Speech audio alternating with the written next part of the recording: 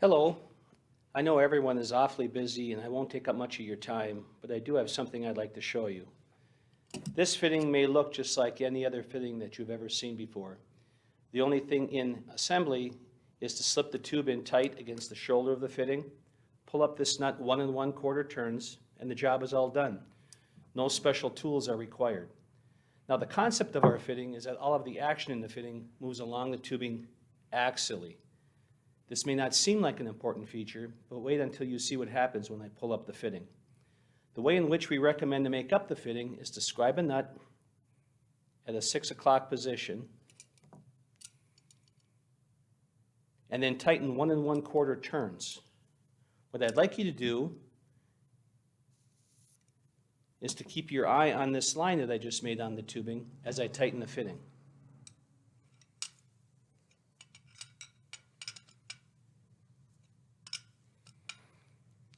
Notice how the tubing stands perfectly still.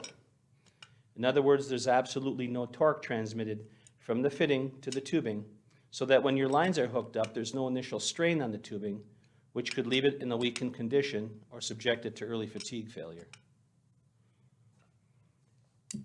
And now I'm at the 9 o'clock position. Now when I want to take this fitting apart, I'll need to work the tubing out of the fitting body. If I were to mic the tubing in back, it mics to 0.375. Ahead, it mics to 0.382, which is the exact ID of this body bevel. In fact, we've built a very nice valve seat into this Swagelok fitting with precision machinery back at our plant, so that when you put the fitting back together again, you're really closing a valve. As I said earlier, the concept of the fitting is that all of the action in the fitting moves along the tubing axially instead of going around in a rotary motion. This means that when this valve is closed, it's closed perfectly tight. All I need to do is to finger tight the nut. As you'll see, it also goes to the 7 o'clock position. That's due to the elasticity of the metals. To reassemble this fitting, all I need to do now is to take it to the original 9 o'clock position and then just snug.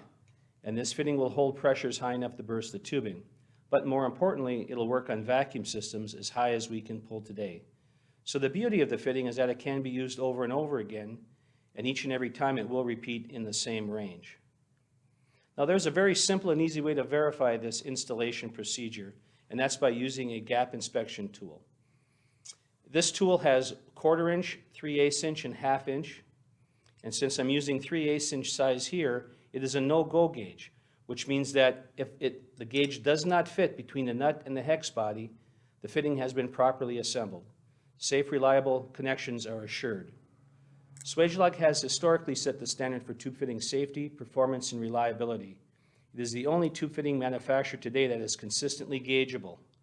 No one else machines fitting components to these same exacting tolerances which permit this dimension to be predictable.